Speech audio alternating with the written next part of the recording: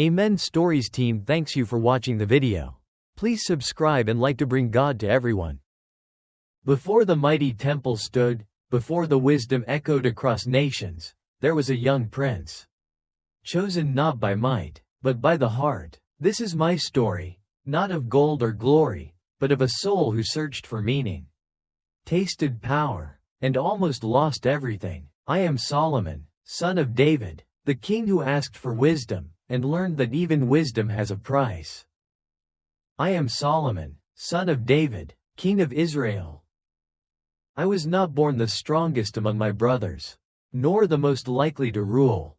My birth was marked by sorrow. My mother, Bathsheba, once grieved a child lost.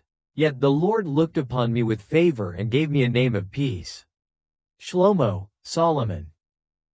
My father, David, was a man of war, a man after God's own heart. I grew up watching his hands, rough from the sword, yet tender when he played the harp for the Lord. He longed to build a temple for the Almighty, but God denied him that task. That honor, he said, would be mine. When I became king, I was young, too young. I thought, the people were many, my wisdom was little. One night, the Lord came to me in a dream. He said, "Ask what I shall give you." I did not ask for riches. I did not ask for long life or the death of my enemies. I asked for this, a heart that understands, a heart that listens, a heart that discerns between good and evil. And the Lord was pleased. He said, "Because you have asked this, I will give you not only wisdom, but riches and honor. There shall be no king like you before or after." From that moment, I saw with new eyes. People came from every land to test my judgment. You may have heard of the two women who came to me, each claiming a child was theirs. I told them I would divide the child in two. One woman agreed, the other wept and said, "Give the child to her." And I knew then, love always tells the truth. That was wisdom, not knowledge alone, but the ability to see the heart. I built the temple my father could only dream of. 7 years we worked, stone by stone, cedar by cedar. When it was done, I stood before the altar and spread out my hands to the heavens. O Lord, will you indeed dwell on earth? The heavens cannot contain you. How much less this house I have built? And yet, he came. His glory filled the temple like a cloud. There were no words that day, only awe. Nations came to Jerusalem, kings and queens bowed not to me, but to the glory that dwelled among us. The Queen of Sheba herself traveled far to test me with riddles. She found not just a wise man, but a kingdom saturated with the peace of God. But oh, let me speak now not only of my rise, but of my fall. For what is the use of wisdom if the heart grows proud? As years passed, I took many wives, far too many.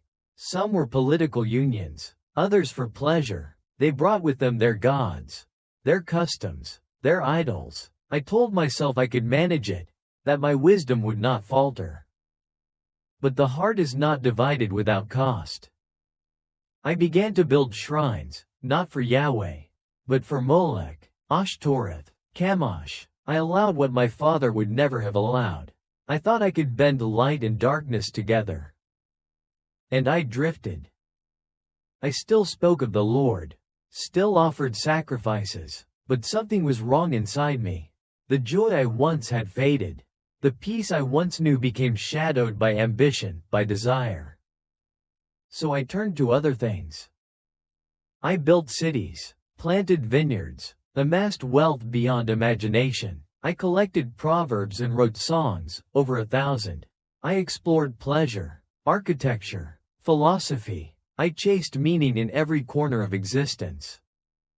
And yet, I found that all of it was vanity. A chasing after the wind.